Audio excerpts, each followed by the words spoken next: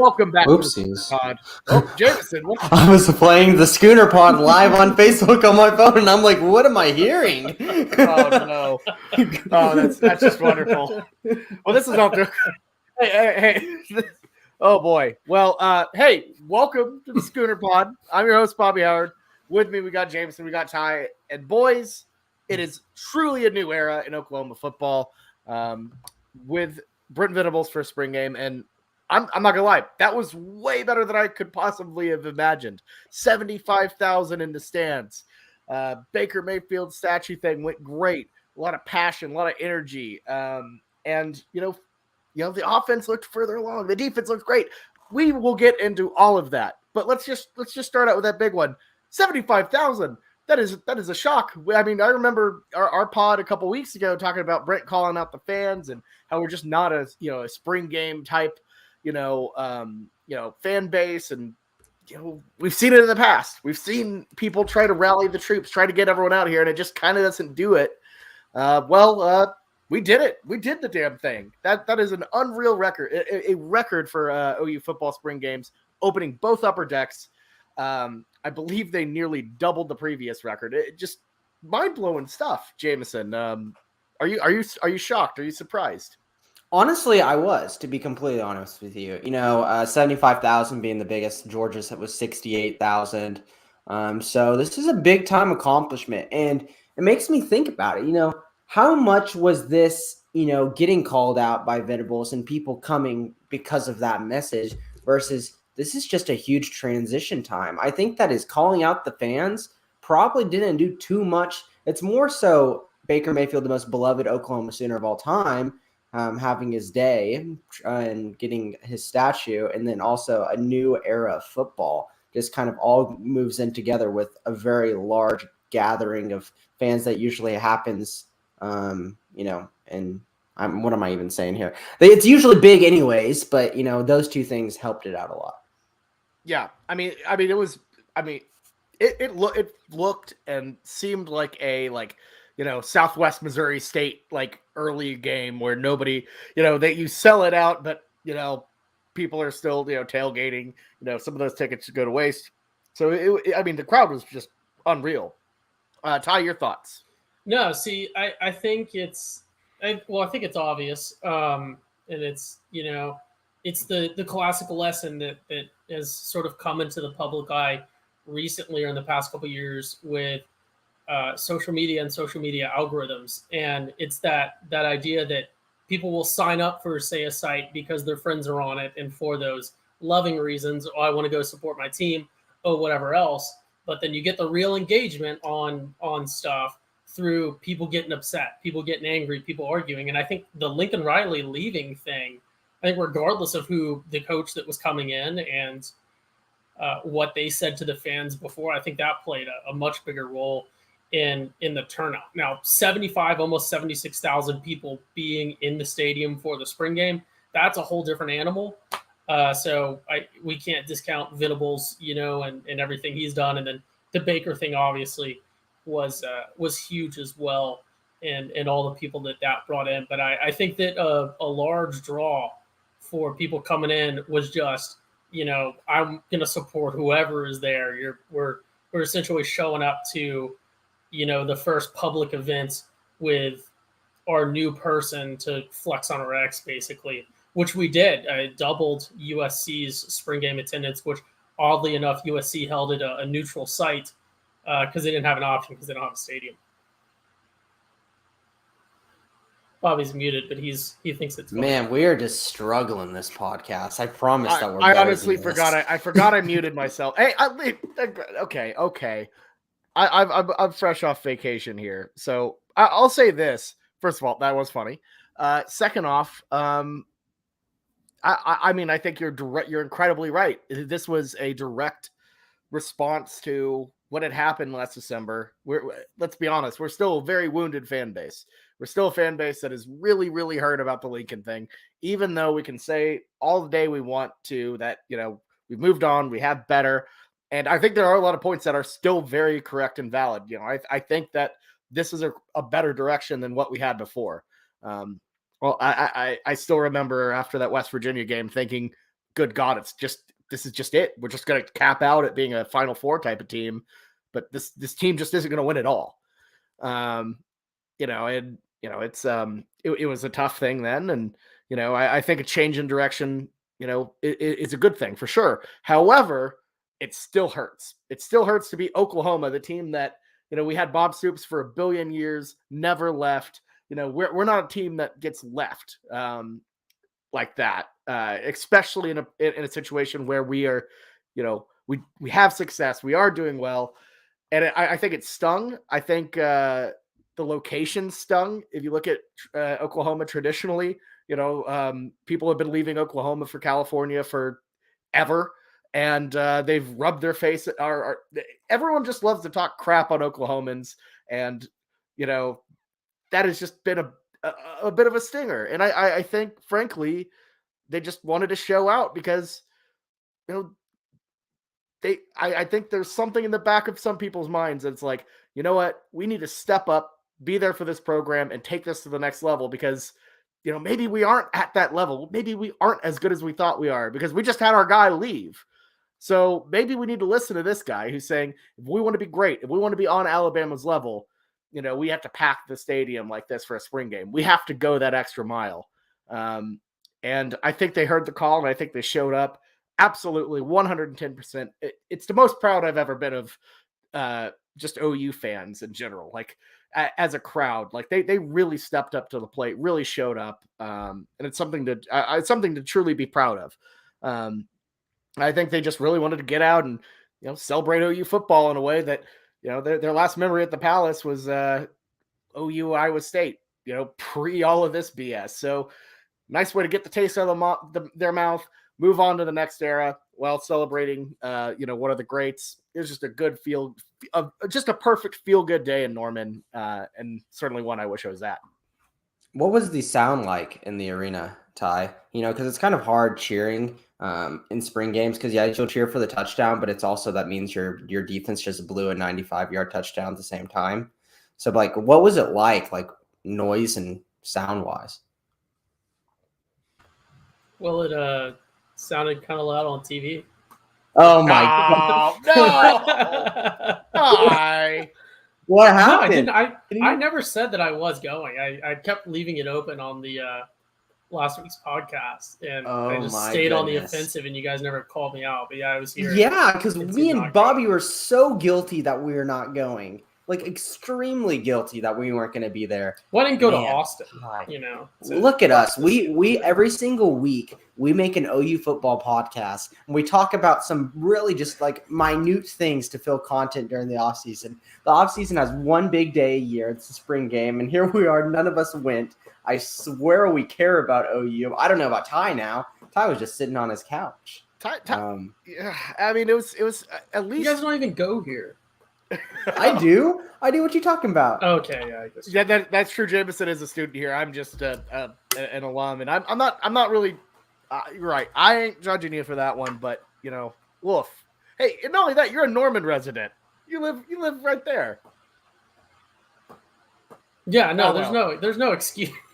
I just didn't want to. It looked like it was really busy. It was a game time decision. It looked like it was really busy, and I really didn't want to deal with a full game time experience without tailgating. I love like that. Most of our friends, were gone, and that's then true. I didn't want to, go through because they still have minimal staff, so going through security. Although we don't need to turn into excuses for why we didn't go. Okay, now that is actually fair, Ty. Just going to a game by myself would suck, especially because it sounds like the logistics, they were not ready for that. I heard there was only one gate open on the west side, for example. So, I don't think they were fully capable or ready to do all that. That's fair. That's fair. But other than that, in stadium, it seems like it was like a full game type of atmosphere, which is just. Mm-hmm. And look, I'll tell you this: I would have way more interest in more spring games normally. On a non revenge year, when I'm not trying to go to the spring game out of spite. I think I would have more interest in it if it was like it was on Saturday, like an actual experience with tailgating, and you get that feel again, just get a little bit of that dosage of what falls are like. It's like Christmas in the summer, but the thing is, what I think it's tough moving forward. Obviously, This, like you said, is a very, very big weekend. But we're going to get spoiled because next year, again, we'll get another, statue with Kyler Murray. They said it multiple times that that's pretty much going to happen. And it's been talked about this for a long time. It just makes sense. But after that, if we aren't, winning national champions by then, or some kind of other horrible thing happens to us, hopefully it doesn't. But, just coming on a year where there's nothing special going on, I think OU, athletic department and the fans are really going to have to step up to keep this going, because 75K was nice. We had a vendetta that we were trying to prove as an OU sports team, fan base. But it's easy to do it once, but it's hard to consistently do it. Yep. That's how the great ones do it. You have to keep building on that. And, honestly, if they just keep making it like a full game day atmosphere, go all out like they did this time, I could see it being like that. Because honestly, some of my favorite parts of game day don't even involve football.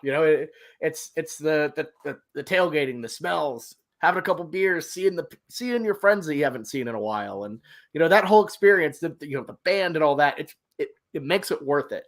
And even if the game doesn't matter in the end, which a lot of bad OU non-conference games don't matter, I don't care. I have a good time. And if the spring game can be like that, hell yeah, I'm in. I think a lot of other people will be too. For sure. I think it goes back to, all the points that we were saying last week, which it's easy to say this in retrospect, but I don't want any of those to have come off as sort of a hedge. But I don't think they can expect this even close to this next year.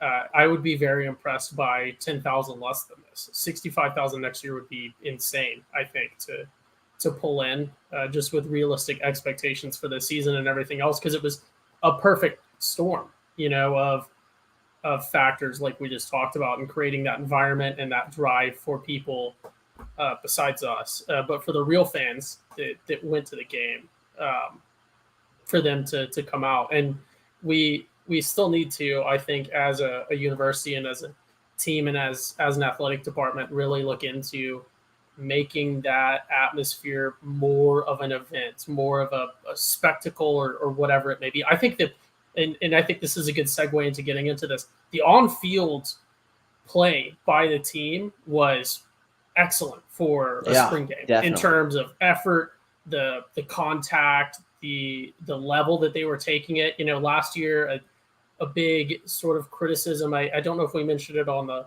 podcast, but Bobby and I remember we're sitting there last year and we're getting sort of frustrated with the execution of the first team offense, especially, not to continue to beat a dead horse, but like Spencer Rattler just looked like he could not have cared less to be there. A lot of the other guys, it was really slow. It didn't even look like walk-through execution a lot of the time, and it just wasn't entertaining. And this time, the football product was, I think, world class in terms of what you can expect from a spring game.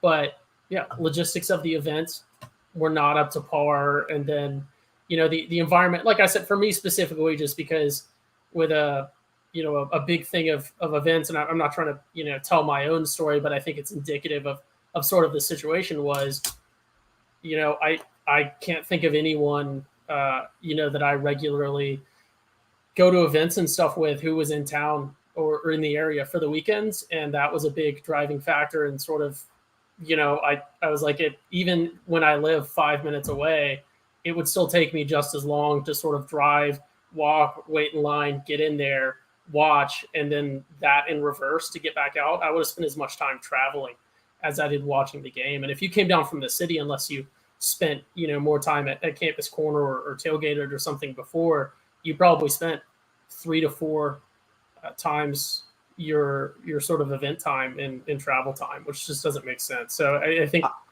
making that more of a spectacle, is definitely something that we need to continue to do. I'll say this though, Todd. I was thinking about this. Yeah, I mean, going 10K less and being like 65K next year would obviously still be very good. Like I said, kind of comparing it to Georgia with 68K, being on that level, I think is very, good for a team that's coming off a national championship. Like that's a spectacle to go, that you're going to want to go to if you're a Georgia fan. But I don't know. I haven't heard too many of like firsthand accounts, but just thinking logistically, about fans that live a little bit farther away with the weather forecast and, the potential for like tornadoes and the tornadoes that did have warnings, in OKC on Saturday. I wouldn't be surprised if we lost a significant amount of people who drive an hour and a half, 2 hours, just because there's chances of rains and, bad weather. I mean, so there could have been a couple of things. We could have made it even crazier, to be completely honest with you. Yeah, and I would like to kind of see like what people's experiences were that maybe had been turned off by that.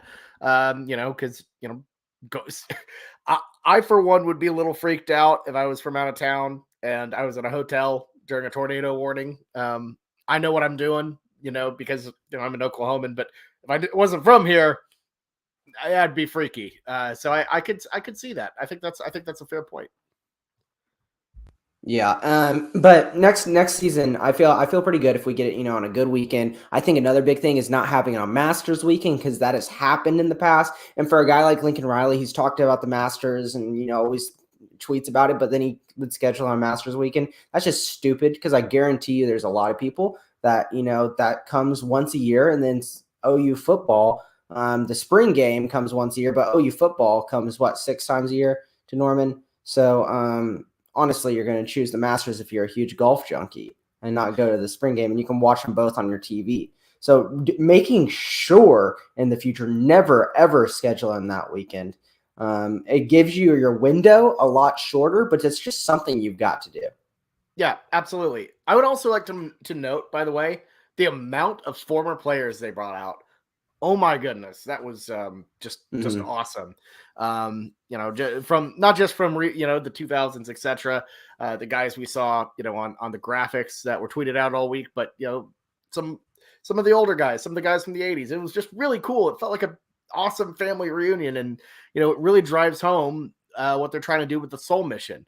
Where they're trying to be like, look, this is about a lifelong thing. We're going to really look out for y'all. We're going to appreciate y'all, beyond your 4 years. What does Brent always say? Relational rather than transactional. That's that type of program right there. He started it immediately off, lines everyone up, gives them a speech. Man, it was enough to make you want to run through a damn wall. Mm-hmm. Yeah, we had some players that usually don't show up to things, like Jason White and Sam Bradford. Don't really show up to much, and they were there. And no Billy Sims. Like, that was the most surprising. That's one of our, if not our most passionate alumni in terms of football players. Can you name a more passionate one in terms of alumni than Billy Sims? There's got to be something going on with Billy. I know a guy named Garrett. Oh, Billy Sims probably would not threaten murder against anyone for No one has done that. No one has done that. We didn't name which Garrett.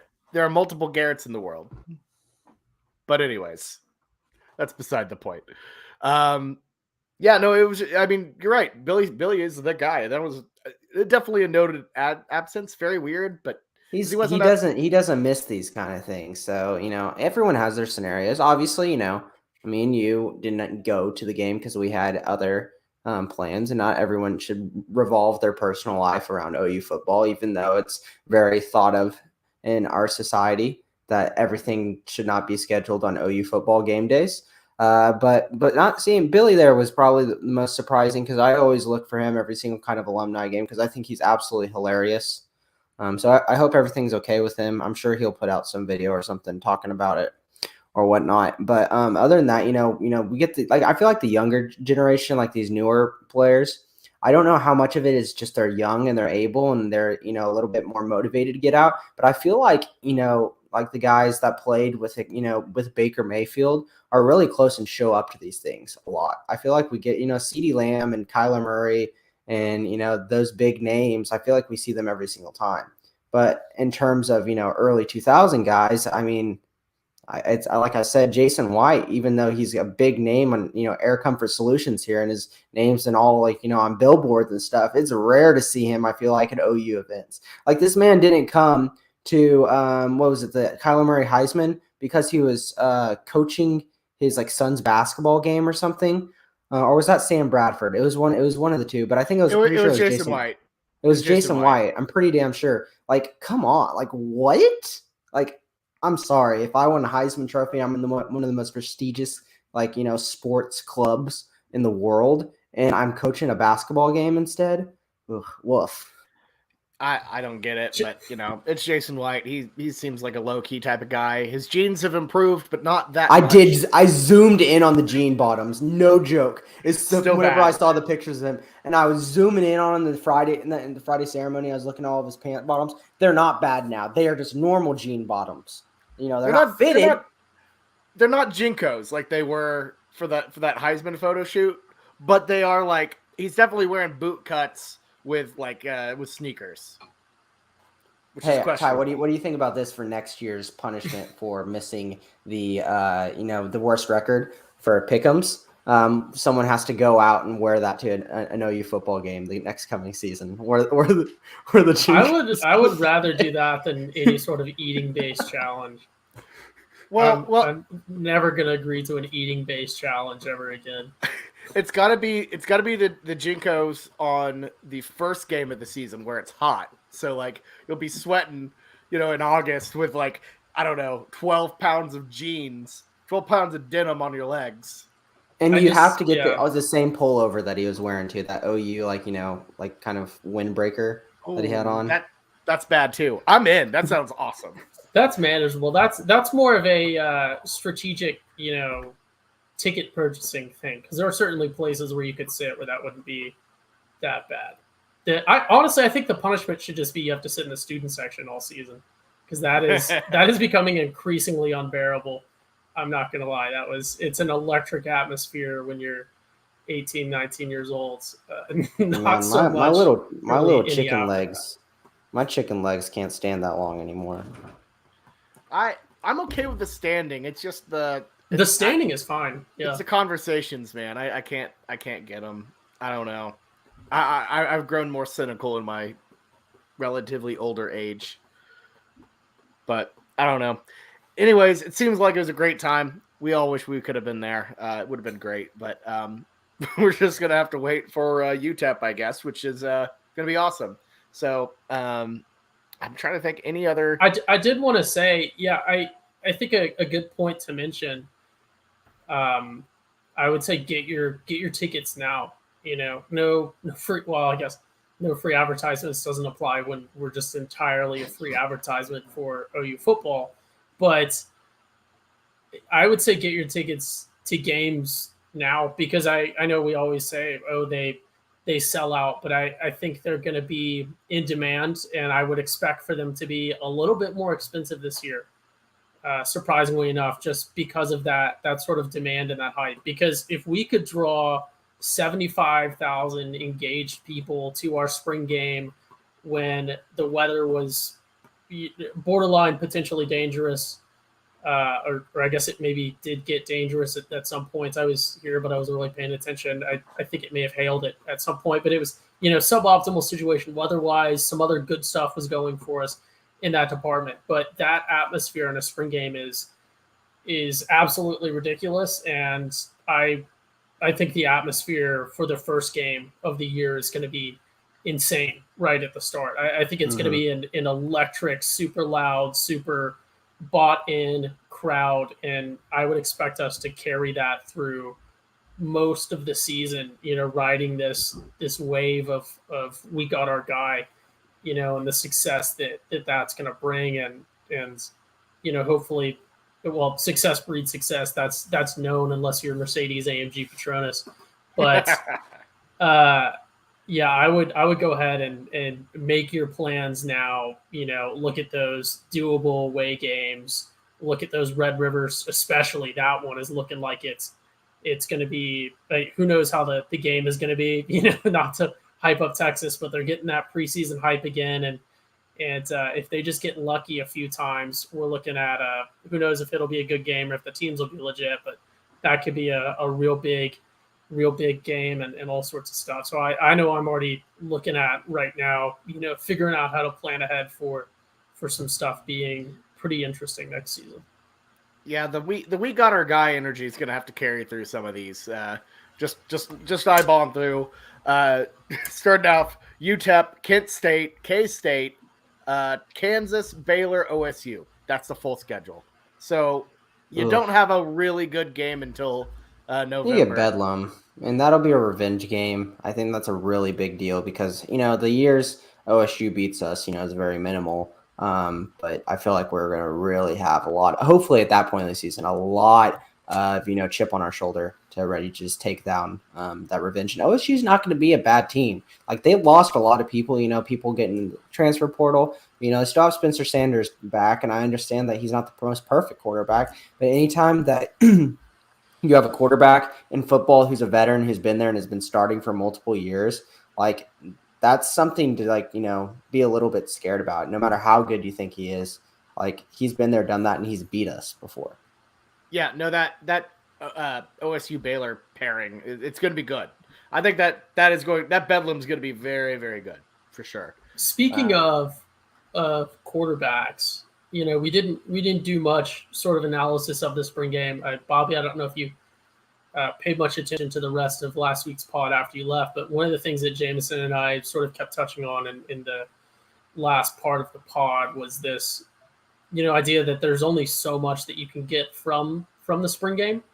And ultimately, we're OU, whether it's just in our nature to be more quarterback centric than most. And I think, from what we saw, is there anything that you guys think we can glean from Dillon Gabriel's performance or showing in the spring game? It was just me really just going through the weeds on this because, like you said, how much can you actually take from this? But I was looking at body language. Remember, I was kind of seeing, who are the people going the extra mile, who understands the offense, who feels like a leader, and I think he did all of those things that I just said. He was going up there very confident at the line. You could tell he knew the playbook very well. And one thing that I noticed a lot from him is I feel like we were hearing in practice reports that, he might not make the crazier throws that like some. He's a little bit more, methodical. I feel like he threw a lot of tight window throws. I feel like he was trying to throw people open, and there were a couple of dangerous ones. And I like doing that in practice. I understand we're mimicking a game-like environment, but try to make those tough throws on the big stage in a very, game-like scenario, because see if you can do those kind of things, because being safe is cool and all. But this is not part of our record. So go out and make those tough throws. And yeah, he threw an interception to Kendall Dennis, and Kendall Dennis has been waiting for run this whole time at OU, finally actually getting looks at probably in practice, because Alex Grinch is just blinders of every single defensive back we had on this team. But I was just really impressed by how he conducted himself and the confidence that he had within that offense. Yeah, no, he did not look like a guy who's only been here a couple months. Of course, it's just a spring game, but he looked very comfortable in the Jeff Levy offense. Did not look like he missed a step. Just looking at the stats here as well, 10 for 13, 131 and a touchdown. Excellent stuff. And yeah, here's the thing too about that interception. It's hard to judge him on that when he was playing basically all-time quarterback for both sides. So he was used to throwing to red and white. So naturally, like, if you're throwing up a toss-up, you might mentally in your head be like, that's probably my guy. I don't know. I obviously, I've never played quarterback, so maybe that hasn't been it. But you can't really fully judge him on that. If you really want to dive into it, he might have had like some sort of weird situation there. Wasn't a great throw, kind of a, just a toss-up to two type of guys. But, overall, that doesn't matter. Who looked horrible in their spring debut? Kyler Murray. Kyler Murray was miserable. Kyler Murray was awful at spring games, and he won a Heisman. So, like, there's no reason to overanalyze. But I will say the comfort is there, and he looks like he has a good grasp of the offense. So that's a really good start. I will say this. I did notice, like, you can kind of tell who he likes throwing the ball to, because we got a pretty good sample size when like you said, he's on all-time offense. He was targeting Marvin Mims a lot. I noticed. I think Marvin Mims only got a couple catches, but I think he had 5 targets in like the limited snaps that he did have. And I could tell he was looking at Drake Stoops a lot too. So I think that inside slot is kind of his thing. Marvin Mims as being your number one guy, that's a guy who can get open.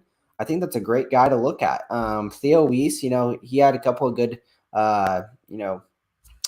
targets too, but Marvin Mims and Drake Stoops seem to be those guys that he's going to carry on in his kind of, pressure valve release. Yeah. I would like to make a quick little touch as well. If Nick Evers is going to be our main backup, which I don't think he is. He's not going. It's going to be Rucker. That's a Ralph Rucker thing. But if we're really looking, I think that was pretty clear from the spring game.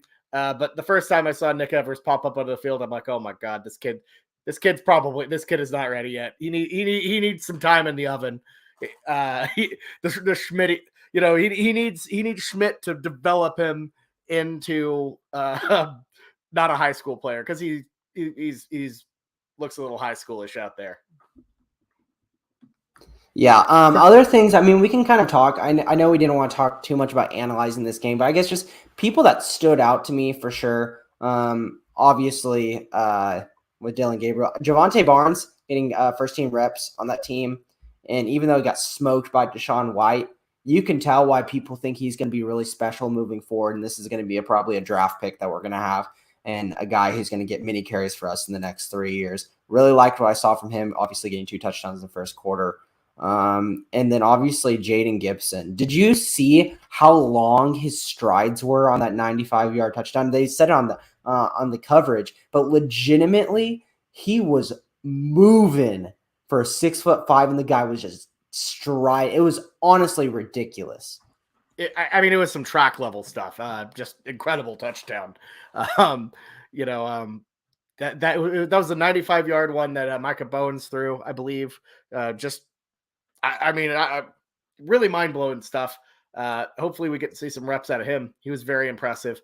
Gotta love my guy Tawee Walker as well. Got a lot of grinded out carries. He looked very, very good. Eric Gray had a phenomenal run as well. So that, and not only that, but we're not going to try to break it down position group by position group, but with Gavin Sawchuk coming in later, maybe this running back core might not be too bad. Mm-hmm. That being said, that seems like something I would say, and a couple of months from now, go back and be like, well, spring game fools people, but we'll see. I want to hear what you think about some of the players, but I kind of remembered in our talks when Bobby went off the pod last week, talking about Ethan Downs and how important he's been to this team. And there was one moment near the end of the game, whenever the white team was making their run to try to see if they could, win at the last second.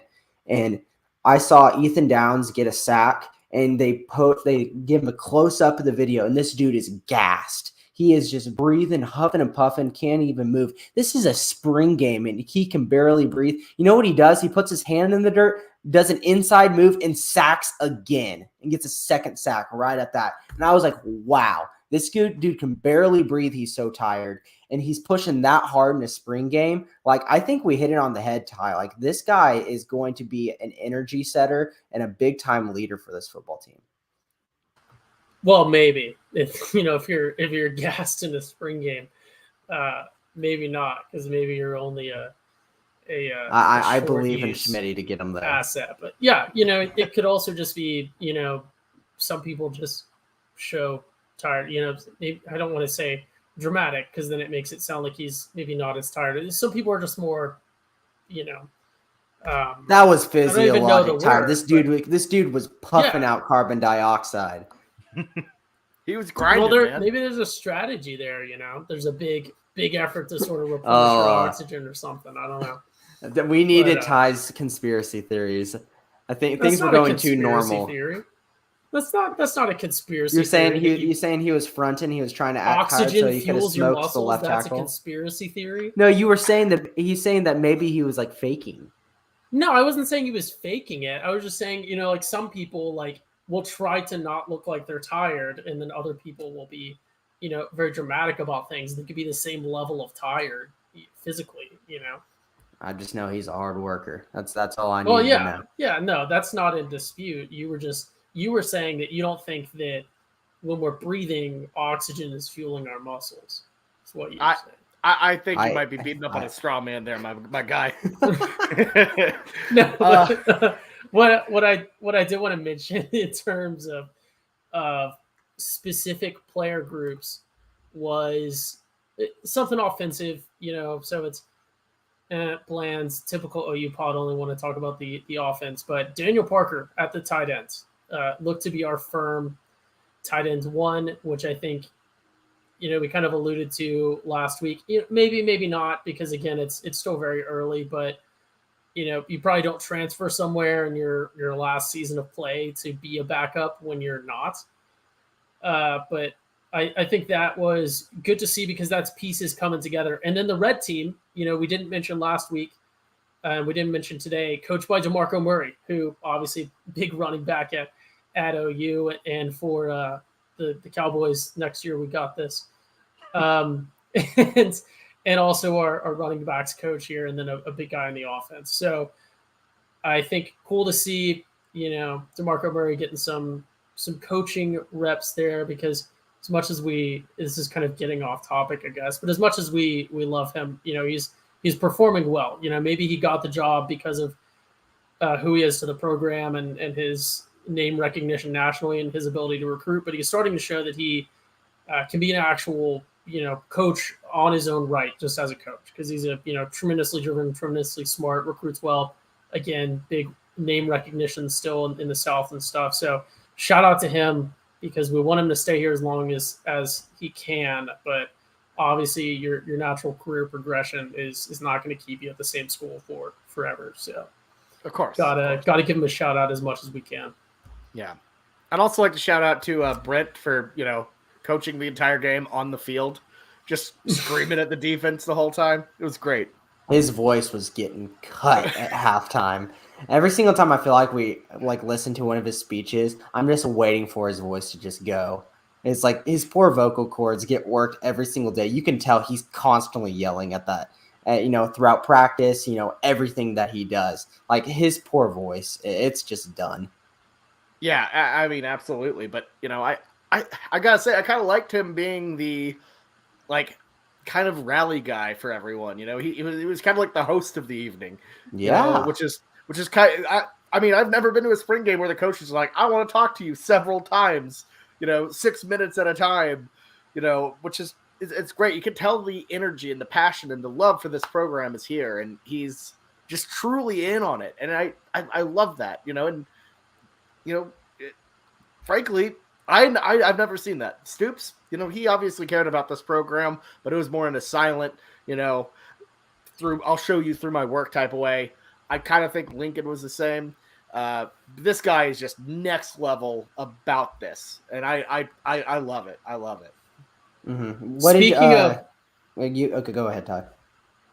I was just going to say, speaking of Stoops, if you didn't watch the TV broadcast, great moment at the end in the last minute, where Stoops just locates the press box where Dusty Dvorak and the typical OU announcer, I feel really bad, Toby Rowland.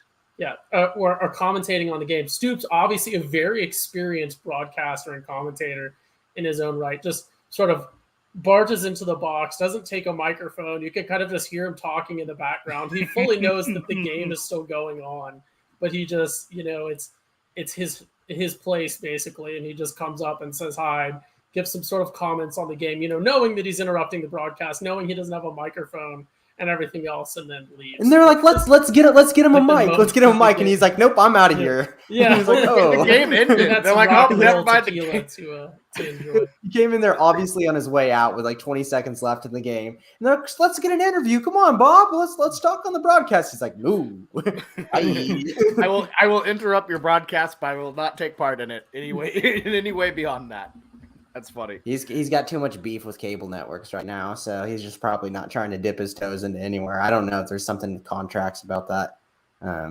But Bally Sports and Fox, they probably don't have a connection anymore. But he might be, I don't know, screw them all.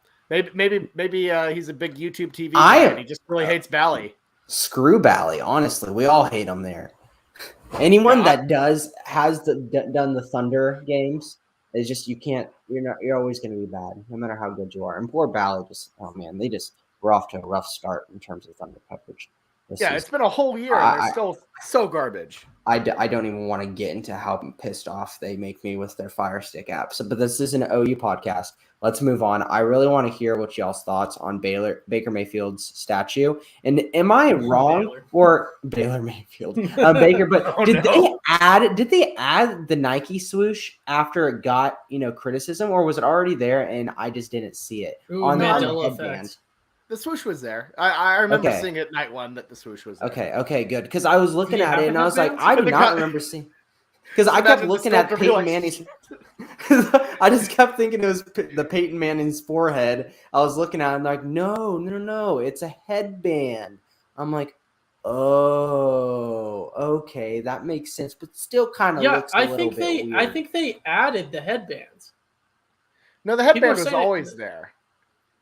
On reveal the headband was always there. The headband was not there in that picture where it looks like the Terminator. I'm gonna look it up. I'm gonna look this up. No, it was y'all talk there. About this. No, it's in our group text. He looks exactly like the guy from Terminator. But in the exact same event, there's a picture of him with the headband on. Look at this. There is no headband on this statue. There's a Nike symbol right there. Where? Right there in the middle of his headband. Yes, it's right there, Ty. We can all see it. Oh yeah, there is. But that's not a very well done. They called up the sculptors, dude, you need to make a headband right now.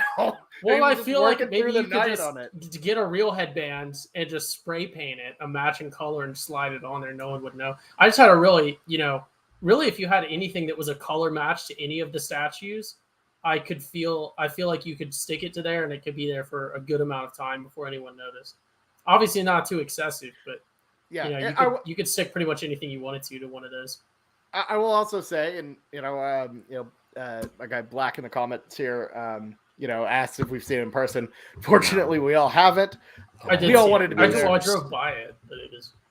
But yeah, that's a little drive-by. So that's allegedly it looks better in person. But the first time I saw it, anytime I see a statue first, I just think of the Cristiano Ronaldo one, and I just get nervous that there's just someone's gonna screw it up. So I guess I'm a little bit skeptical every single time I first see a statue. But allegedly it looks a lot better in person. And I would say also, I think part of that has to be the angle, because the statues aren't meant to be eye level with. So the photography from eye level is going to look bad.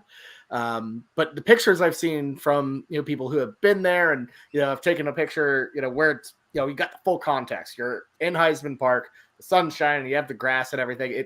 And as he says it looks like Baker. So I'm going to take the people who've actually seen it and take their word for it. So, sadly, a lot of my content for this pod was going to be roasting that statue from that first video or the first picture. But I gotta say it turned out it looks better than it is, or than it looked that first night when I was at the reception. I was like, oh God, look how they massacred my boy. Did you hear that Baker said his first choice was the flag plant? I didn't hear that. Yeah, he said it in a little press conference, but he said, but Josie wouldn't let that happen. Damn, I hate that. But the stiff arm's still a good pose, but I see where he's getting at, because if Baker was carrying the whole ass flag, all the other Heismans wouldn't look as cool. Well, yeah. Yeah, Ty, I think the thing to do would be to make it an actual flag. Just sort of. But yeah, who knows? Who knows the logistics of that? But you do have to sort of keep it fair, keep it even. See, that's a good idea. It doesn't pass the vandalism test, where people could just put up whatever flag they want, which could get really bad really quickly. You can hypothetically. You could vandalize a bronze statue. I don't know what TCU's Horned Frog is made of, but I know I know for a fact, hypothetically, that can be vandalized. SMU's ponies, I know that those can be. I know that stone statues can be signs of sort of any design. North or South Greek can be vandalized. Well, that's true. Hypothetically, I would know that. Well, that is true. I feel like spray paint isn't nearly as funny as like I completely changed out the flag. I'm not talking spray paint, but yeah. Fair enough. Yeah, I think all in all, honestly, pretty good job. I was nervous at first, but it looks like it's going to be great. I'm really excited to see Kyler Murray's. I mean, do y'all have any thoughts about what is like a Kyler moment? Because I feel like there's not like a the Baker stiff arm or the Baker flag plant. Like Kyler doesn't have like an iconic picture that I can come and think of in my brain that a lot of people would think would be his statue. I'm thinking it'll be like him scrambling around with like the ball in one hand, and one of those uncomfortable, for us who are like the Michael Vick style of running. He made it popular of holding it and just I'm so much more athletic than you that I can hold the ball like this and you can't even touch it. Yeah, or his little gallop thing. If they could somehow get him like mid that. Okay, now that's cool, but that is so hard. I can't even imagine the support that would have to go into that. But yes, there you go. That is an iconic thing because as soon as you said that image came into my brain. Like that's the kind of images you want. Yeah, for sure. Yeah, I was gonna say the galloping thing for sure. I'm sorry. I just hope they don't do what they did with Baker and retroactively add a headband. That was just severe criticism and then change everyone's memories with little. I truly. It has to be like an anchoring thing for me or something where it's like as soon as like I see a statue, I just assume all these negative things. That's really what it is. It's really sad, but I think we can move on from it. And honestly, I got a little bit misty whenever Baker was giving a speech. Because I felt like we talked about this last week. I feel like he really needed this. I really do. And I could see the emotion in him.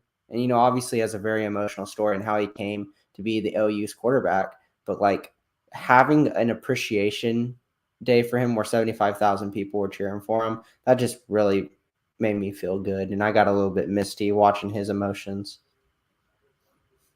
Yeah, no, I mean, frankly, I got misty the whole way through for a lot of it, but and I mean, you could hear it in his voice. You could tell how much this meant to him, and he said it as much himself. The refresh of being around an organization and a university that loves you, like truly loves him. Like easily he might be, at least in our generation, the most beloved OU player in the OU most beloved OU football player in history by far.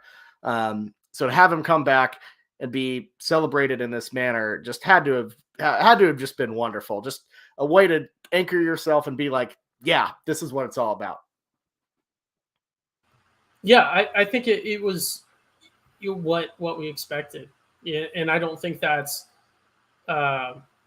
diminishing it at all. I think it was one of those things where people had this expectations if they were thinking ahead about it of how it would be a super significant thing and a super meaningful thing for Baker, but then also just the guys that played with him, and it's important in the broadcast and in his speech continue to mention the guys that he played with and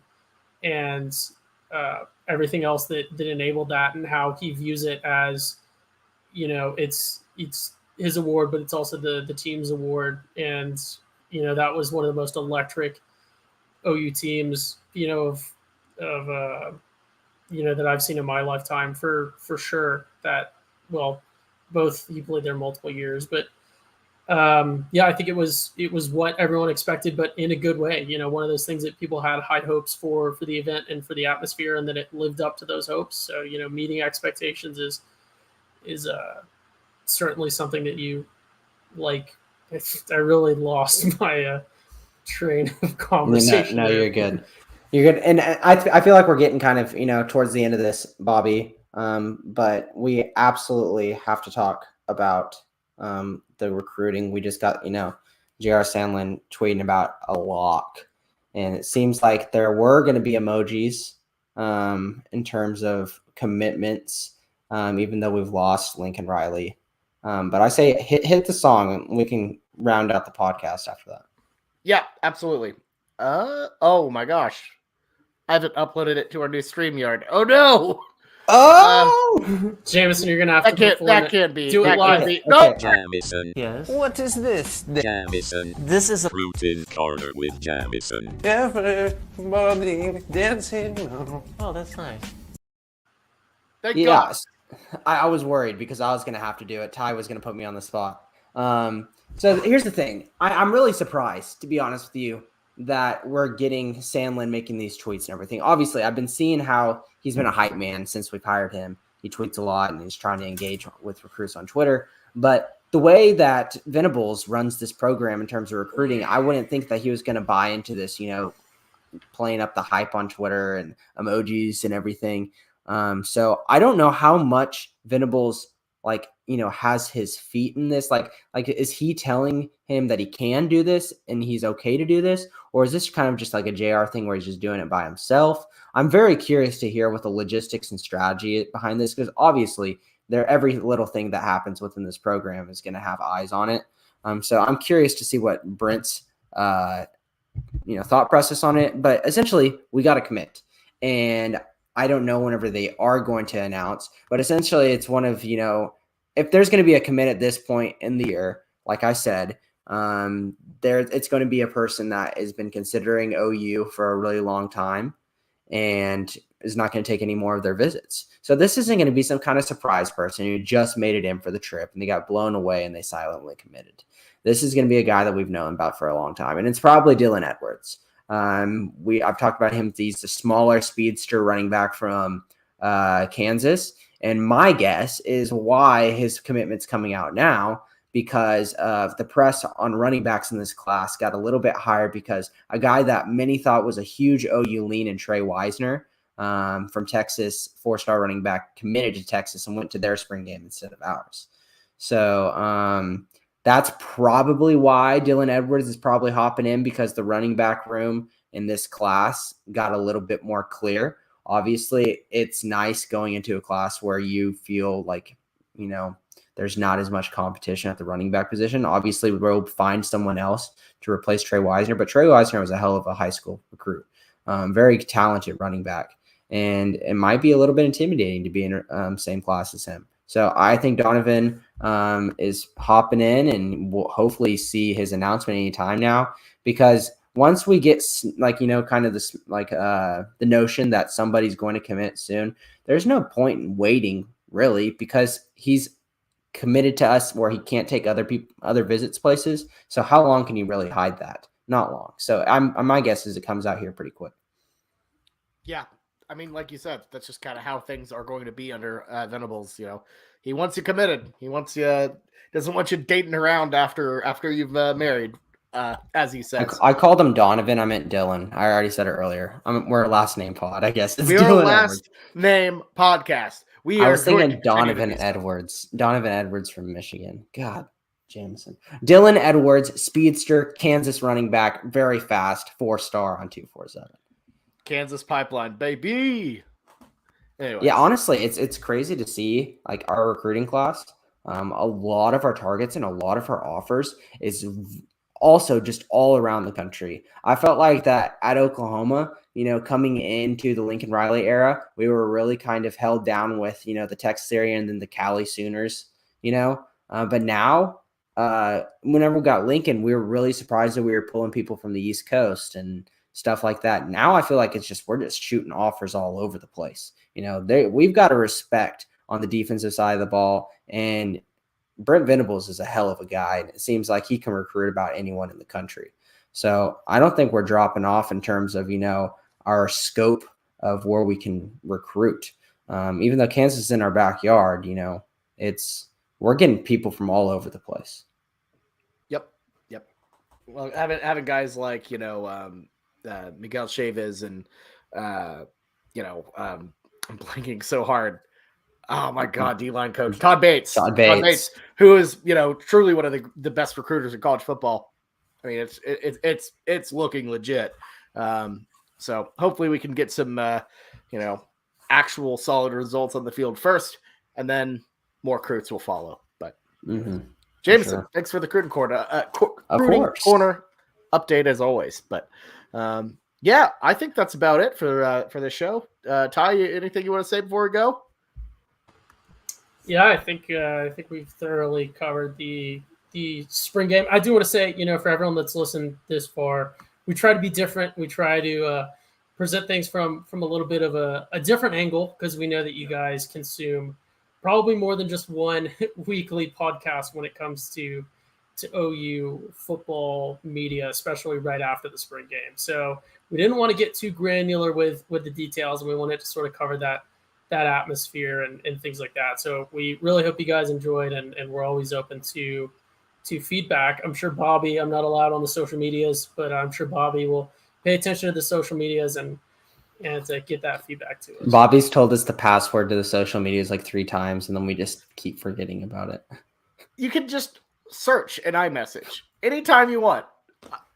And granted that I probably shouldn't say that, or else we'll just like I don't. Y'all need to see some of these memes on the cutting board floor. They're wonderful. But anyways, yeah, no, Ty, I agree. I think we're a very vibes based podcast. We're just trying to have fun. We're not Mel Kiper. We're not analysts, but I think we bring a really good blend of hanging out, having fun, and being informed. So we hope you all enjoyed that as well. And look, we're about to get into the long, long dark off season. It's about to get weird. I'm excited to have some fun with it, but got a long way to go before UTEP. So anyway, Jameson, final thoughts? Nothing. Honestly, I'm really proud of OU football team, the fans, everything. And let's hop into this off season. Let's try to find some content. Yes, we will be content mining, content digging. I wish the SEC move happened this summer because that would have been legit. But hey, here we go. We'll do our best. So, anyways, no matter what, the future is bright. I'm excited. We're all excited here at the Schooner Pod, and looking forward to it. So, until next time, for me, Jameson and Ty, this has been the Schooner Pod. Have a good one. Boomer Sooner, everyone.